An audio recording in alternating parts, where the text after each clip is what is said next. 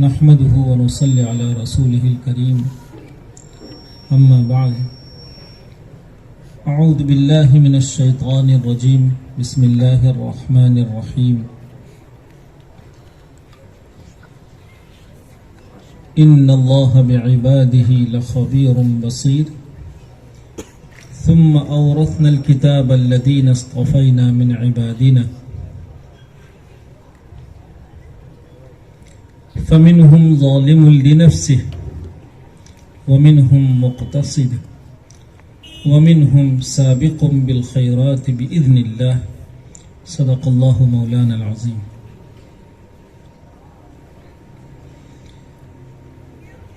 مسابقۃ القرآن الکریم کی اس روح پرور محفل میں موجود حضرات علماء کرام، گودرا کی اس بابرکت اور بافیض درسگاہ میں علوم نبیہ صلی اللہ علیہ وسلم کے حصول کی پاکیزہ نیتوں سے تشریف رکھے ہوئے طلبہ عزیز، ان طلبہ عزیز کی ہمت افزائی، ان کے حوصلوں کو جلا بخشنے کی پاکیزہ نیتوں سے تشریف لائے ہوئے میرے بزرگوں اور بھائیوں، اولاً تو ہم بارگاہ خداوندی میں سجدہ شکر بجا لاتے ہیں کہ اس ذات نے جمعے کی اس بابرکت شب میں ہمیں اور آپ کو قرآن کریم کے اس نیک عنوان سے جمع ہونے کی توفیق سے نوازا ہے۔ دنیا جانتی ہے کہ جب تک توفیق خداوندی کسی کے شامل حال نہیں ہوتی ہے، کوئی معمولی نیکی بھی کسی کے حصے میں نہیں آ سکتی ہے۔ اللہ کا شکر ادا کرتے ہیں اور ان مستجاب ساعات میں اللہ رب العزت سے اس کی درخواست کرتے ہیں کہ وہ ذات ہمیشہ اسی طرح کی کرم فرمائی کا معاملہ ہمارے ساتھ فرمائے اور نیک توفیق ہمیشہ ہمارے حصے میں مقدر فرمائے۔ ہمارے جو عزیز ابھی مسابقے میں شریک تھے اور اپنے اساتذہ کرام کے ساتھ مل کر سال بھر کی جو کاوشیں اور محنتیں اور مشق رہی اس کے عمدہ نمونے پیش کر رہے تھے، ان طلبہ عزیز کی خدمت میں ہم اپنے دل کی تمام تر گہرائیوں سے مبارکباد پیش کرتے ہیں۔ اللہ تعالیٰ بہت مبارک فرمائے، آپ کو خوب ترقیات سے نوازے۔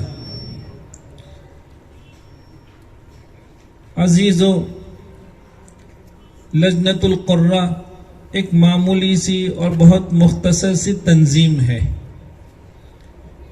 یہ مدارس کی تہذیب ہوتی ہے کہ مختلف عناوین سے انجمنوں کو قائم کیا جاتا ہے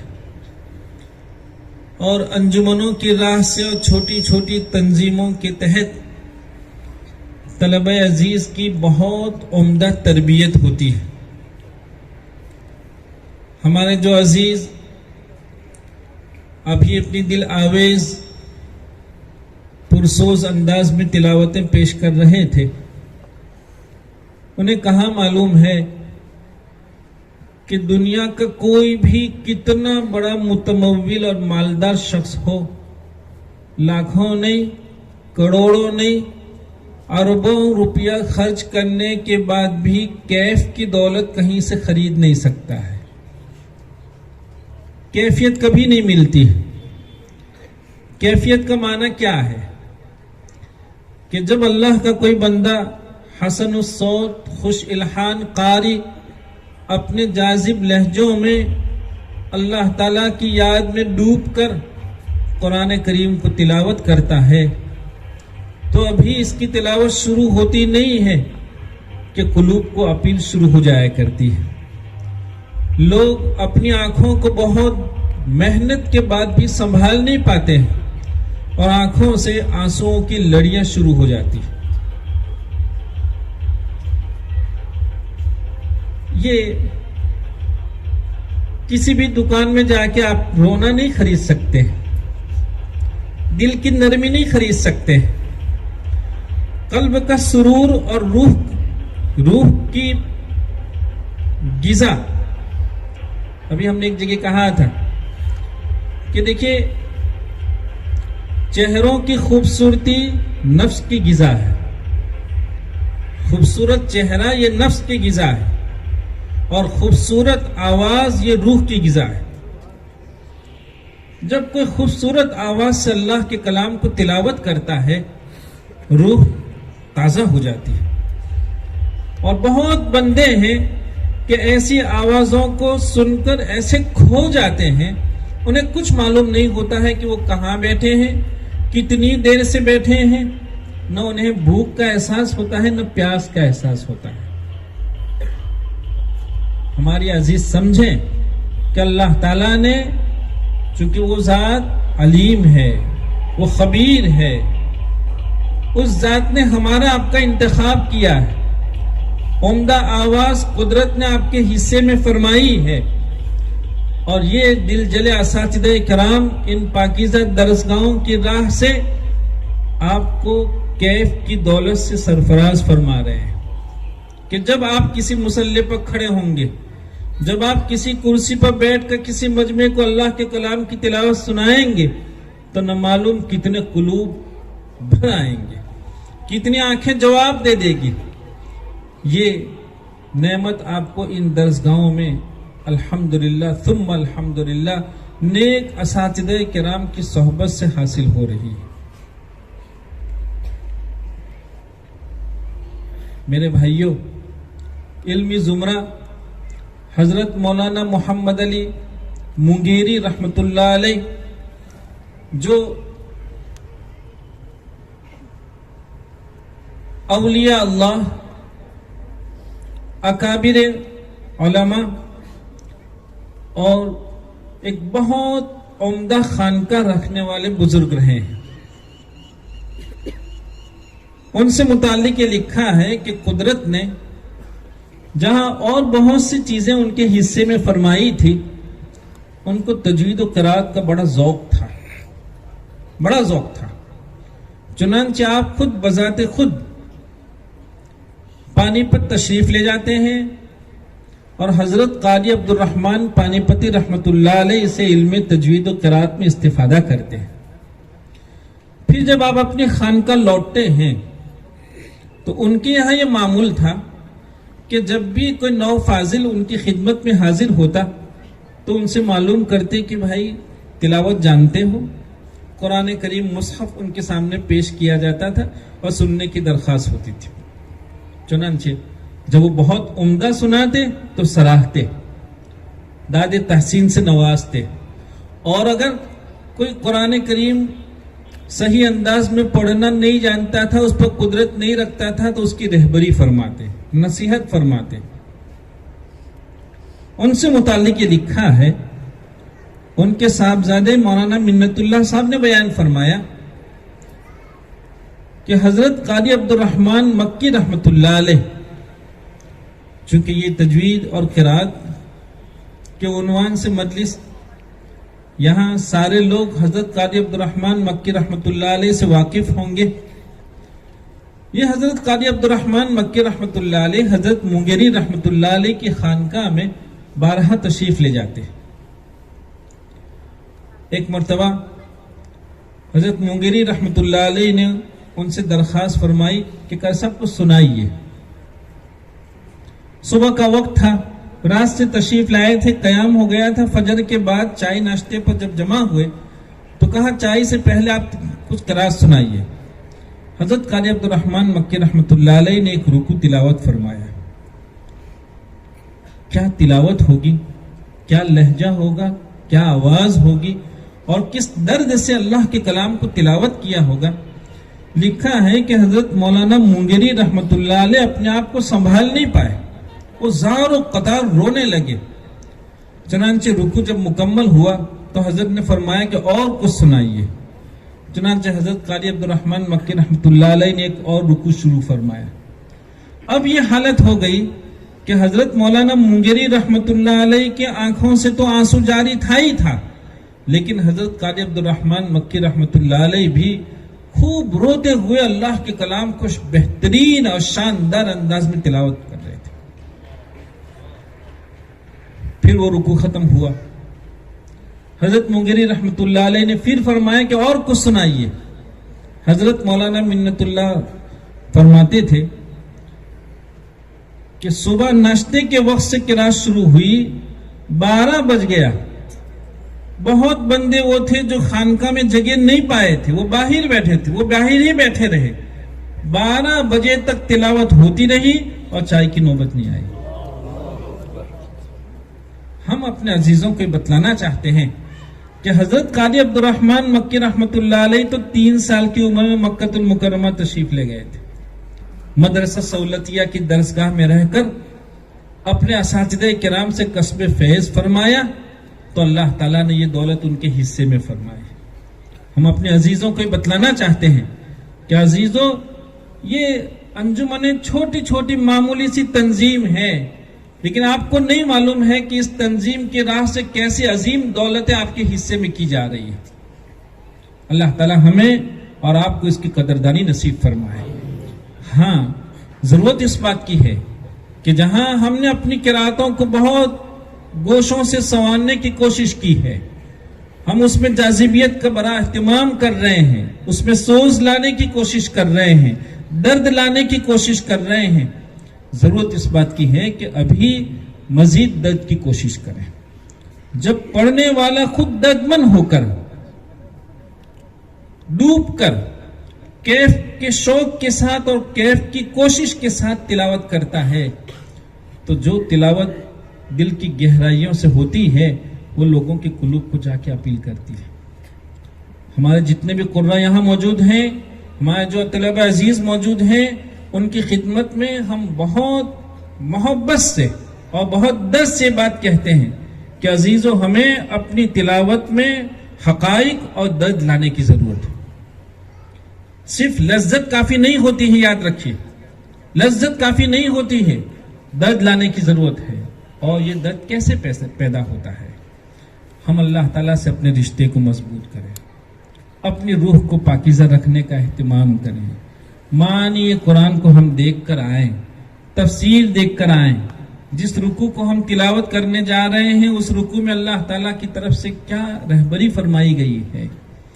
ان ساری چیزوں کو جمع کر کے جب کوئی خوش الحان کسی مجمع میں آتا ہے تو وہ مجمع کے قلوب کی دنیا بدل دیا کرتا ہے۔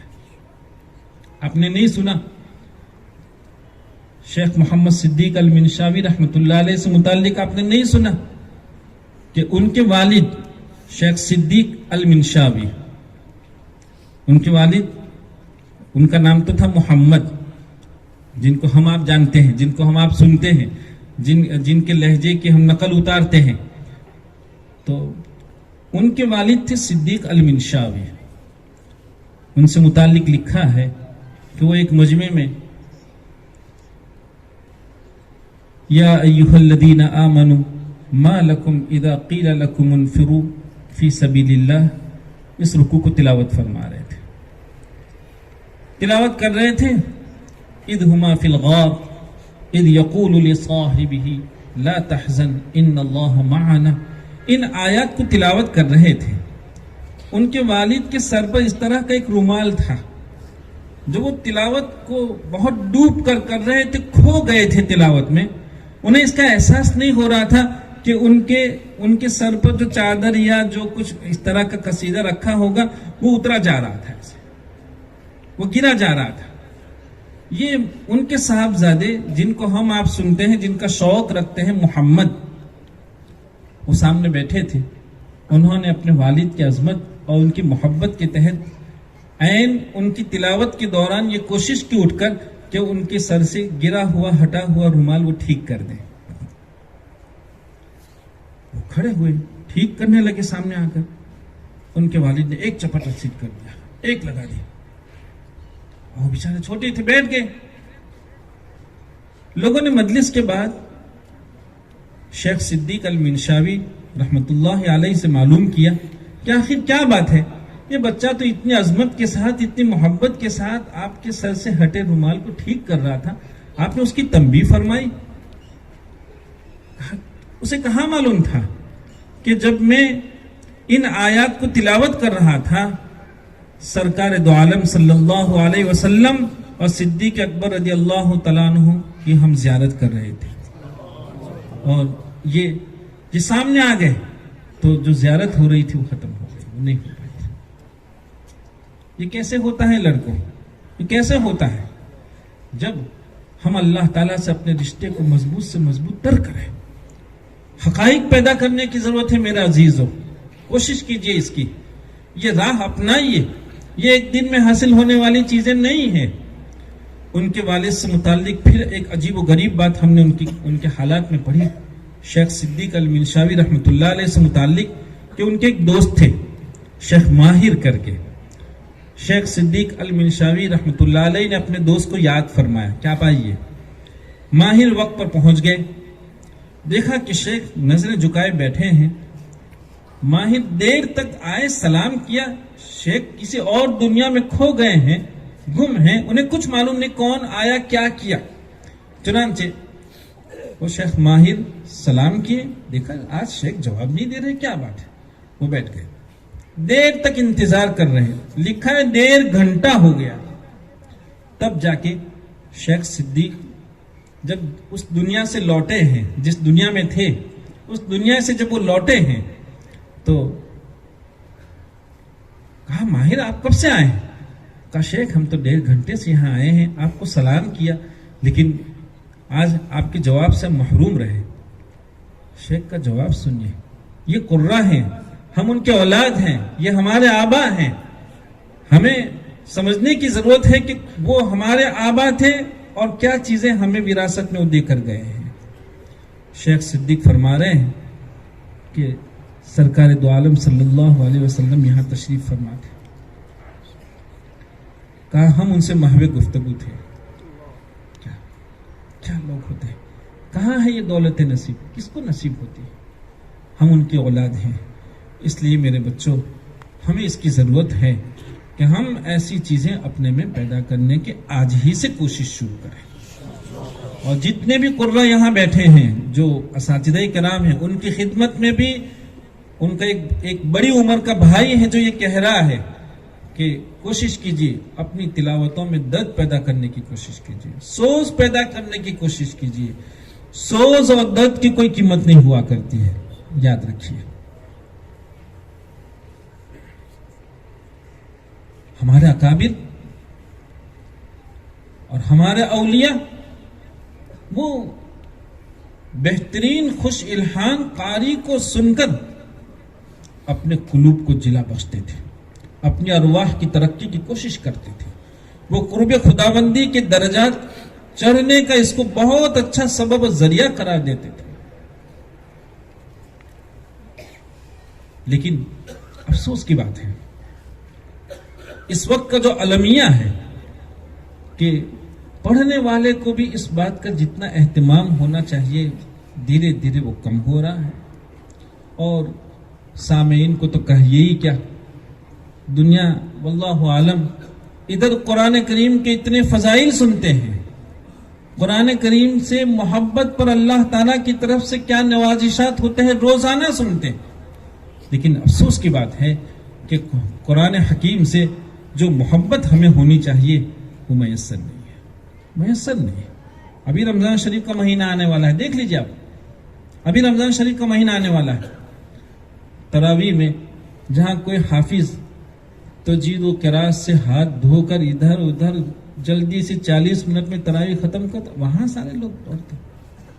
اگر کسی امام نے تجوید و قرات کے اصول کی رعایت کرتے ہوئے کچھ اچھے انداز میں اللہ کے کلام کو سنایا، 10 منٹ تاخیر ہو جاتی، شکایتیں ہوتی۔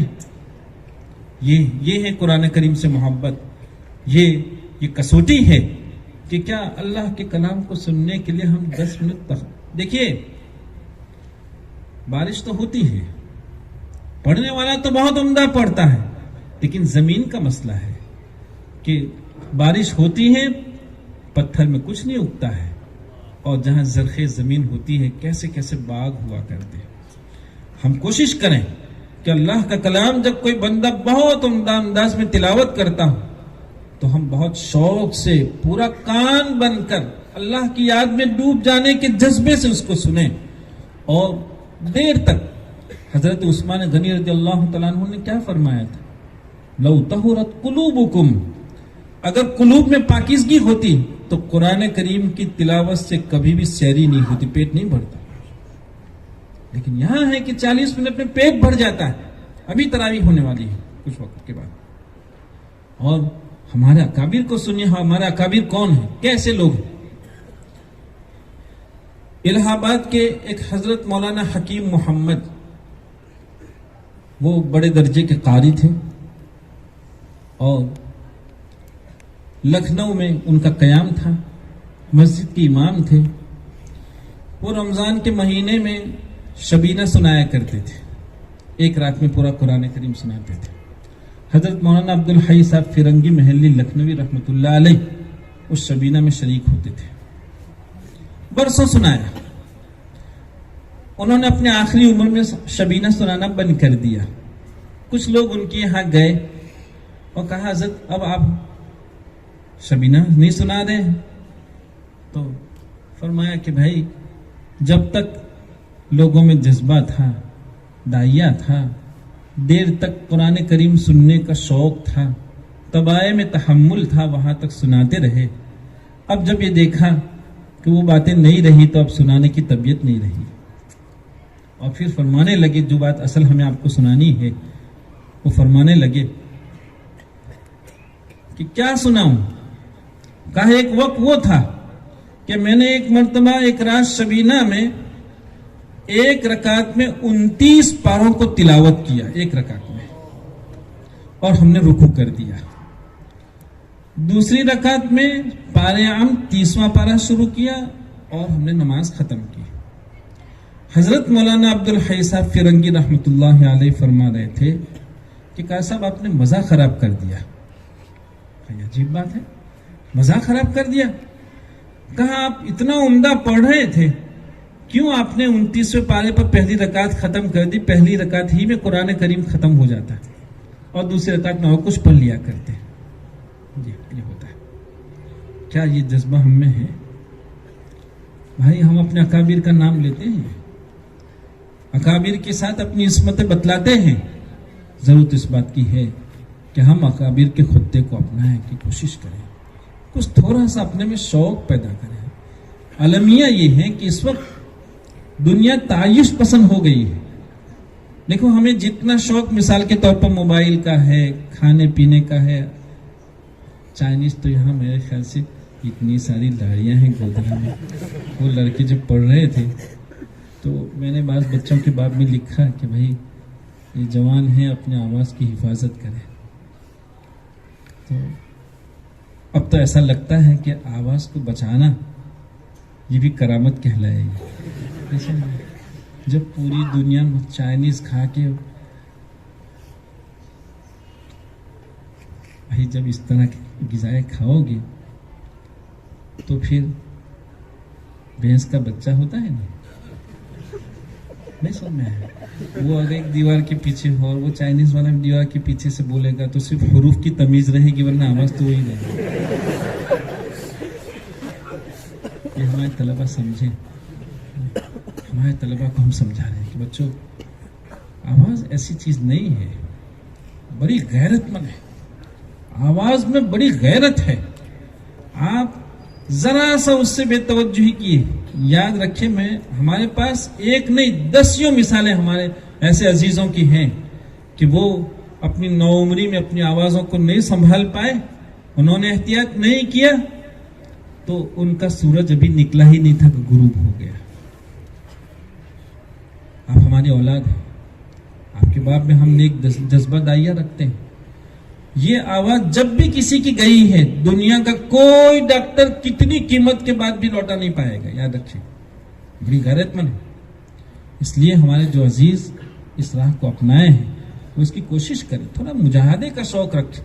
مجاہدوں میں جو لطف ہے وہ چائنیز میں تھوڑی ہے، وہ موبائل میں تھوڑی ہے، وہ تفریح میں نہیں ہے. جو مجاہد ایک شخص جب کوئی کتاب لے کر بیٹھتا ہے اور بہت مشکل مسئلے کو بہت دیر تک پوری دلسوزی کے ساتھ کڑھن کے ساتھ دیکھتا ہے، حل کرتا ہے، سوال حل ہو جانے کے بعد اس کو جو خوشی ہوتی ہے، آپ اس کی خوشی کا 10 بار چائنیز کھانے چلے جائیے لیکن اس کا کوئی مقابل نہیں ہو سکتا ہے.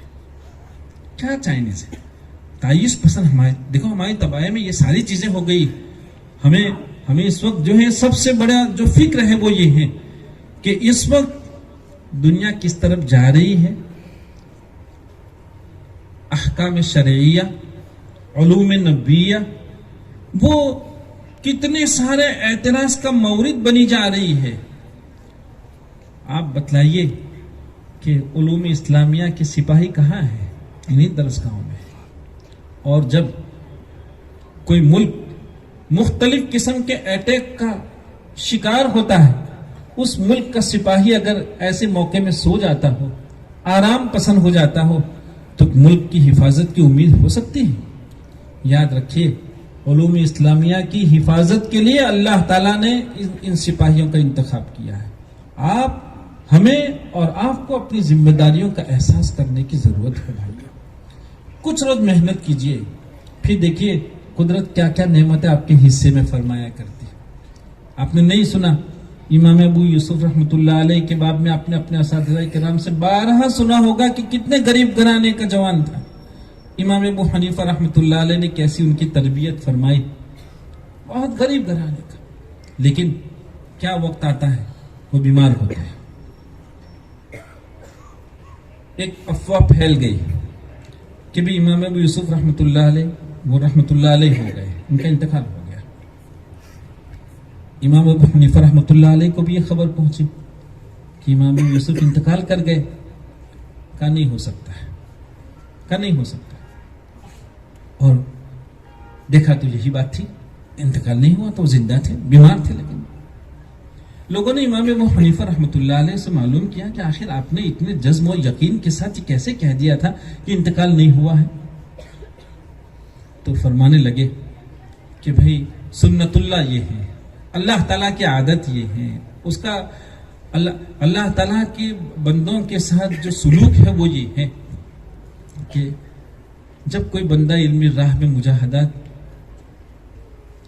میں جب وہ مجاہدے کرتا ہے، محنتیں کرتا ہے، ریاضت، جفا کشی، تھوڑے سے کھانا، سوکھا کھانا، جب کوئی اس طرح علم حاصل کرتا ہے، جب تک اللہ تعالیٰ بہت نعمتیں ان کے حصے میں نہیں فرماتے ہیں ان کی زندگی تمام نہیں ہوتی. وہ ساری نوازشات دنیا میں دیکھ کر ہی جائے گا. کہا مجھے اس کا یقین تھا کہ انہوں نے بہت محنت کی ہے، بڑی تنگی میں رہ کر انہوں نے علم حاصل کیا ہے، ابھی تک انہوں نے کچھ دیکھا نہیں ہے، اللہ تعالیٰ کی طرف سے ابھی عنایتوں کا مجھے انتظار تھا. کہا اس لیے مجھے یقین تھا کہ جب تک یہ ساری نوازشات ان کے حصے میں نہیں آئے گی ان کا انتقال ہونے والا نہیں ہے. کہا مجھے اس کا یقین تھا. پھر ایک دور ایسا آتا ہے کہ امام ابو یوسف رحمۃ اللہ علیہ کو قاضی بنایا جاتا ہے، چیف جسٹس بنایا جاتا ہے. پھر ایک دور آتا ہے کہ ان کا انتقال ہوتا ہے تو ان کے پاس کتنی دولت ہے معلوم، کتنے غریب چمار گھرانے کے، کتنے غریب. اور جب ان کا انتقال ہوتا ہے تو دولت جانتے ہیں آپ، امام ابو القاسم حضلی رحمۃ اللہ علیہ نے لکھا ہے کہ جب ان کا انتقال ہوا تو ان کے پاس یہ جو گھوڑے پر سواری کرتے ہیں، رکاب جانتے ہیں؟ رکاب وہ جو پیڈل ہوتا ہے نا جس میں پاؤں رکھتے ہیں، رکاب. سونے کے 70 رکاب ان کے پاس تھے، سونے کے 70 رکاب ان کے پاس تھے. عزیزوں، علم جو ہے، علم کی اگر ہم نے اپنے قدر کی تو پھر علم آپ کی کیا قدر کروائے گا اس کا ہم آپ تصور نہیں کر سکتے ہیں. خیر، ہم بات لمبی کر گئے، معاف فرمائیں گے. بہت بہت مبارک ہو، ماشاءاللہ آپ نے اچھی راہ اپنائی ہے. ہمارے ناظم صاحب نے بھی نظامت میں ایک بہت لطیف مضمون کو وہ لے کر چلے، اور جو ہے وہ رسم کا جو مضمون ہے ایسا لگتا تھا کہ بہت کم لوگ ہیں جو ان کے ساتھ چل رہے ہوں گے. بہت کم لوگ ہیں جو ان کے ساتھ چل رہے ہوں گے، لیکن یہ ساری چیزیں اس لیے ہیں کہ بچوں آپ کو یہ بتلایا جا رہا ہے کہ یہ ایک فن ہے، اس کے کئی اور نواحی بھی ہیں، اور بھی بہت سارے گوشے ہیں، ان گوشوں کی طرف بھی ہمیں جھانکنے کی ضرورت ہے۔ اللہ تعالی ہمیں اور آپ کو اس کی توفیق سے نوازے، اور اللہ تعالیٰ نے جس طرح اپنے دین متین کی حفاظت کے لیے ہمارا آپ کا انتخاب فرمایا ہے، اللہ تعالیٰ سے دعائیں کیجیے، خوب دعائیں کیجیے اللہ سے کہ اللہ تعالیٰ اس کرم فرمائی کی قدردانی کی ہمیں توفیق عطا فرمائے۔ ہماری عزیز جنہوں نے ابھی روایت حفظ کی تکمیل کی ہے، ان کو بھی ہم مبارکباد پیش کرتے ہیں کہ انہوں نے ماشاءاللہ تکمیل کا اہتمام کیا۔ ہمارے بچے 15 پارے 10 پارے اور اس کے بعد وہ سند کے متمنی ہوا کرتے، ہم نے اس بچے سے کہا بیٹا بہت مبارک ہو آپ کو، ہاں البتہ یہ سمجھیے کہ یہ سند کیا ہے۔ سند جو ہے اپنے اساتذہ کرام کا تحریری اعتماد ہے، سند اپنے اساتذہ کرام کا تحریری اعتماد ہے۔ ایک تو اساتذہ آپ پر زبانی لفظی اعتماد کریں کہ بھئی ماشاءاللہ آپ نے بہت اچھا پڑھا، اب جا کے خوب، یہ تحریری اعتماد ہے۔ ہمیں اعتماد کی قیمت سمجھنے کی ضرورت ہے۔ اللہ تعالی ہم میں سے ہر ایک کو توفیق نیک سے نوازے۔ وآخر دعوانا ان الحمد للہ رب العالمین۔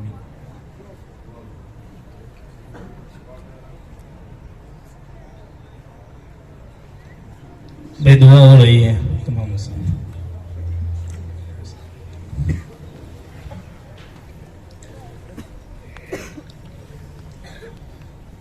اللهم صل وسلم دائما ابدا على حبيبك خير الخلق كلهم،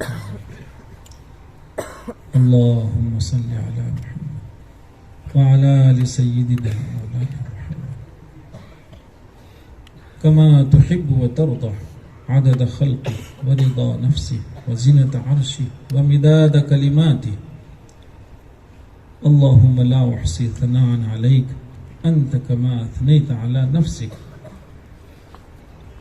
الله يا ذا الجلال والإكرام، يا ذا الجلال والإكرام، يا ذا الكاف والنون، إذا أراد شيئا أن يقول له كن فيكون، اللهم يا من يستحيي أن يرد يد السائل خالية، يا رحمن يا رحيم، ظلمنا أنفسنا وإن لم تغفر لنا وترحمنا لنكونن من الخاسرين۔ اللہ ہمارے گناہوں سے درگزر فرما، ہم تو بڑے پاپی اور قصوروار ہیں مولا۔ اللہ ہمیں اپنے قصوروار ہونے کا ہر طرح اعتراف ہے، لیکن آپ کی ذات عالی غفار ہیں، آپ غفور ہیں مولا، اور بہت بابرکت شب ہیں اور بہت ہی پاکیزہ مجمع ہے۔ اللہ ان سب کی برکتوں کے حوالے سے تیری بارگاہ عالی میں بھیک مانگتے ہیں کہ مولا ہمارے قصور اور ہمارے گناہوں پر معافی کا قلم پھیر دے، اللہ معاف فرما دے مولا۔ غفلتوں میں زندگی گزر رہی ہے، اللہ تیقظ اور بیداری نصیب فرما، غفلتیں ختم کرنا، اے اللہ غفلتیں ختم فرما مولا۔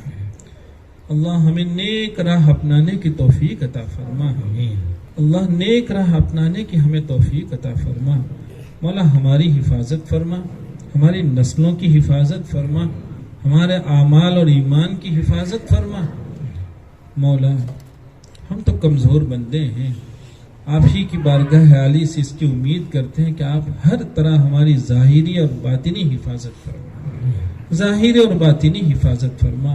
اللہ غیب سے ہمیں اپنی تائید نصیب فرما، اپنی غیبی نصرتوں سے ہمیں سرفراز فرما مولا۔ امت آپ کی غیبی نصرتوں کی بڑی شدت سے انتظار کر رہی ہے اللہ امت کو اپنی غیبی نصرتوں سے نواز دیجیے اللہ۔ امت بے سہارا ہے، آپ کے سہارے کی ضرورت ہے اللہ۔ مدارس کی، مکاتب کی، مساجد کی، خانقاہوں کی، دعوت و تبلیغ کی، اور تیرے جو بھی بندے جس طرح خیر میں لگے ہوئے ہیں ہر ایک کی حفاظت فرما اللہ۔ غیب سے ہماری تربیت فرما، ہماری نسلوں کی تربیت فرما اے اللہ، غیب سے ہماری تربیت فرما اور ہماری نسلوں کی تربیت فرما اللہ۔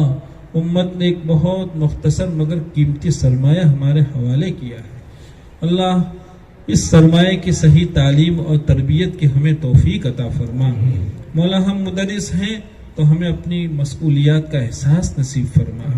اگر ہم طلباء کے زمرے میں ہیں تو ہمیں اپنی ذمہ داریوں کا احساس نصیب فرما. اللہ ہمیں ہر طرح اپنی ذمہ داریوں کا احساس نصیب فرما. اپنی بارگاہ عالی میں آ کر بھیک مانگنے کی توفیق عطا فرما. اللہ اپنے در کا بھکاری بنا لے مولا. اے اللہ ہمیں اپنے در کا بھکاری بنا لے. اے اللہ تیری بارگاہ عالی میں آ کر بھیک کے ہاتھ پھیلانے کا شوق عطا فرما. اپنے لیے رونا نصیب فرما, امت کے لیے رونا نصیب فرما. اللہ اپنی بارگاہ عالی میں دور بھاگے آنے کا ہمیں شوق عطا فرما. مولا امت میں بہت لوگ ہیں جو مختلف قسم کی پریشانیوں کے شکار ہیں. اللہ ان بیچاروں نے بہت دکھی انداز میں اپنی پریشانیوں کے لیے دعاؤں کی درخواست کی ہے. اے اللہ سب کے دکھ کو تو جانتا ہے مولا, سب دکھیوں کا تو ہی ایک سہارا ہے. اے اللہ ان کا دکھ کو کون ختم کر سکتا ہے؟ آپ ہی کی ذات عالی ہیں, آپ قادر ہیں, مقتدر ہیں, قدیر ہیں. اللہ سب کے دکھ کو ختم فرما, سب کی پریشانیوں کو ختم فرما, مشکلات کو آسان فرما. بہت بندے ہیں جو نیک ضرورتیں رکھتے ہیں. اللہ سب کی حاجتوں کو تو پورا فرما. آپ کی ذات عالی حاجت روا ہے. اے اللہ سب بھکاریوں کو آپ کے در سے ملا ہے. اللہ ہم بھی آپ کے در کے محتاج اور بھکاری بندے ہیں. اپنی احتیاج اپنی ضرورتوں کو آپ کی بارگاہ عالی میں پیش کرتے ہیں. اللہ ہماری ضرورتوں کا غیب سے تکفل فرما. اللہ غیب سے تکفل فرما. ہماری کمائی میں برکت عطا فرما. بے برکتی سے ہماری حفاظت فرما. مولا ہمارے علوم میں برکت عطا فرما. دل سوزی کی دولت سے ہمیں مالا مال فرما. اللہ تیری یادوں میں ڈوب جانے کا شوق عطا فرما.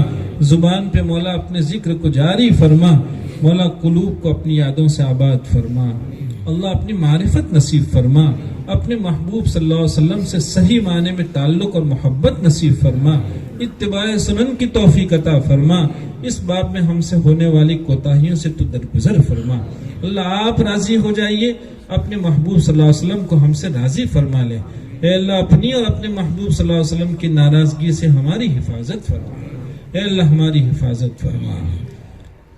اللهم إنا نسألك من خير ما سألك منه نبيك محمد صلى الله عليه وسلم, ونعوذ بك من شر ما استعاذك منه نبيك محمد صلى الله عليه وسلم. أنت المستعان وعليك البلاغ, ولا حول ولا قوة إلا بالله العلي العظيم, برحمتك يا أرحم الراحمين.